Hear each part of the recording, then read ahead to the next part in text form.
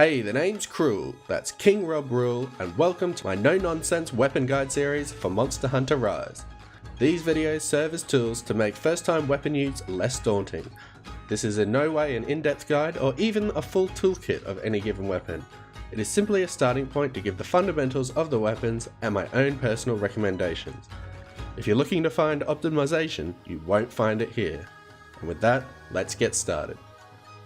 The Greatsword is a hard-hitting, hit-and-run weapon. Instead of intricate combos, you're simply looking for and measuring openings and punishing the monster accordingly. Your go-to attack will always be a charging attack.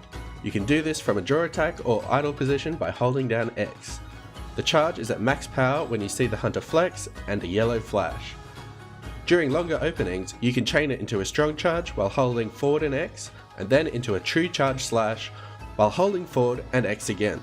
Ideally, during big openings, this is what you want to go for. You can also get to true charge slash through doing tackles on the ground mid-charge by pressing A and then charging again. You can also use tackles to armor through monster attacks to avoid interruption. There are more ways to get to true charge slash, but that should get you started. There are single hit attacks you can use during smaller openings, but always try to go for the big damage with Greatsword. That's simply how you play the weapon, period. Also remember to roll out of big attacks to avoid end lag. I almost forgot, you can block with the Greatsword by pressing ZR. But this is Greatsword, not Lance, so just forget I told you that. As for Wirebug attacks, my recommendation is Adamant Charge Slash. You unlock this later as a switch skill by crafting or upgrading 8 unique Greatswords. Don't even use Hunting Edge, it's terrible.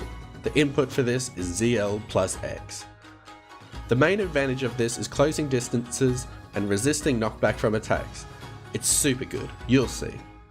You can get the same result as Hunting Edge with more freedom by simply launching into the air with the Wirebug and charging the Greatsword on the way down.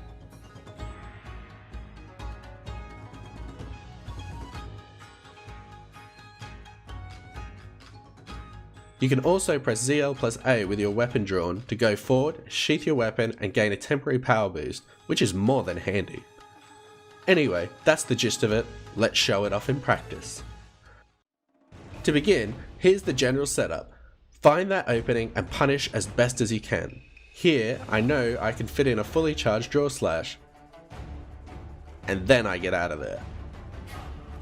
Here's an example of using a tackle to power through a monster attack, and punish with an even stronger charge. And here's what you do with huge openings.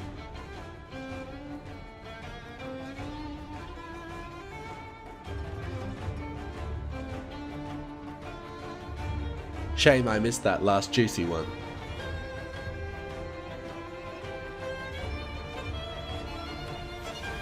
Greatsword can be a bit hit and miss, if you catch my drift.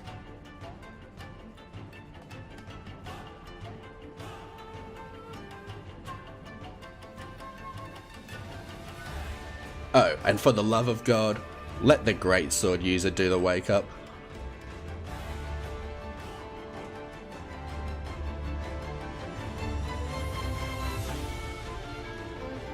Now, onto Wirebug usage. So here, I'm demonstrating the pointlessness of Hunting Edge. This is a great way to close distances or hit an aerial target. And here I get out of danger with that handy ZL plus A power sheath.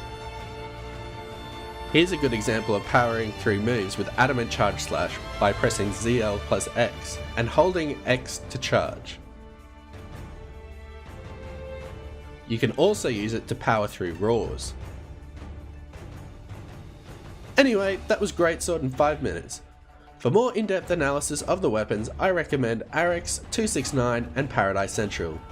Next up is Longsword. I've been King Rob Rule, I'll see you then.